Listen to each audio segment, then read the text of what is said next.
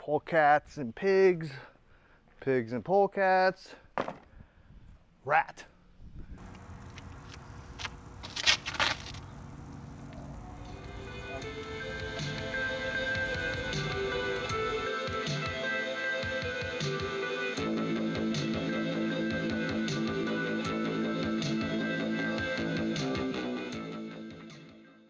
Coiling.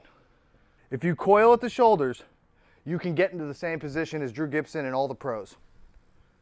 If you coil at the core, you're going to have to gain a lot of flexibility to get into those positions, and you still may never get into those elite athletic positions because the pros, when it comes to coiling and flexibility, are elite. They can get into the positions that most people cannot get into. Coil at the shoulders, can go anywhere I want.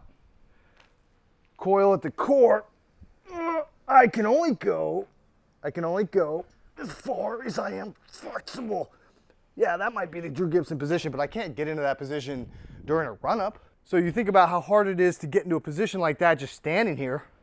Now imagine having to swing the core in the middle of a run-up, explode it back, all those things, make the disc go 500 feet. This is gonna take time. If you're gonna coil with the shoulders, you can kind of go anywhere you want. Also, you're kind of like in this position where now you have to coil the hips, like load the hips and the shoulders. And if you're not using the core, it's kind of all disconnected. If you focus all your energy on coiling at the core and bending over a little bit, athletic position makes it easier to do that. I coil at the core, okay, my shoulders coil with it. Never had to think about my shoulders at all. My shoulders are in the position they're supposed to be in, and they don't overcoil. So I don't get in a position to where like the disc is over here and I have to round. Also, as long as your feet are in the right position, you're doing this right, you coil the core, it loads the hips for you as well. So basically, if you put all your focus into coiling here, your whole body's gonna be synchronized. I know I always come on here and I'm like, okay, coil there, but what about in the middle of a throw where you're actually coiling and uncoiling? It's kind of like a swing. I'm gonna make another video on that eventually. You coil, you swing back. Like for me, my core is the backswing. I coil the core and then I explode at the core. I don't do anything with the hips. The hips don't have any power, at least my hips don't. This glute, this side of my body, I don't try to open hips or engage hips. I use my oblique, my stomach and my lower back here and my leg to power through the shot. You're swinging the coil back, well, and then you bring the core first.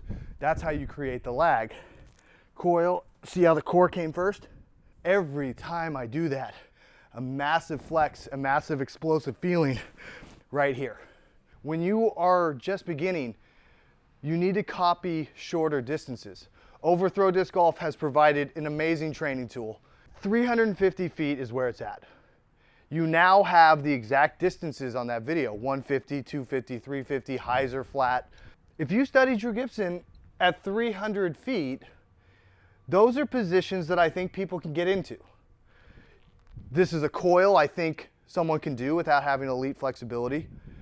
Getting the disc on the in and out path, it's easier to see the in and out path, so it's easier to learn what the disc is actually doing, because at 500 feet, it looks like a straight pull in slow motion, but it's not. It's an in and out.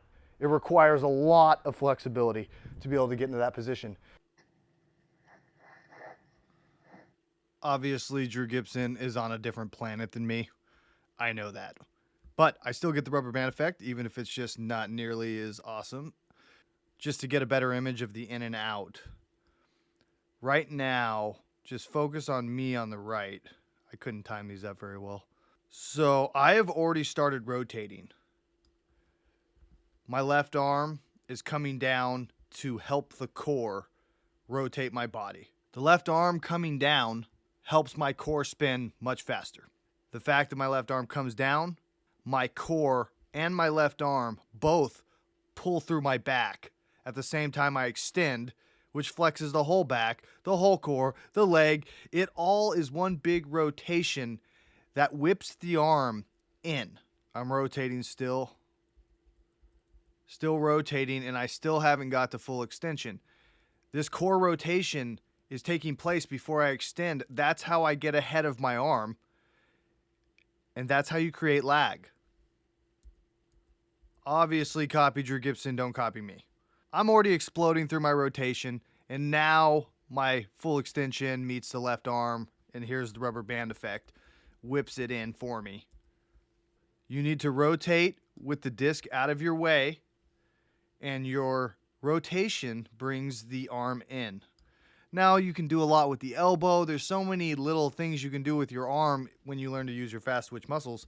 But ultimately, when it comes to slingshotting the disc or getting the rubber band effect, you just have to get good at rotating, and you need to rotate before the arm.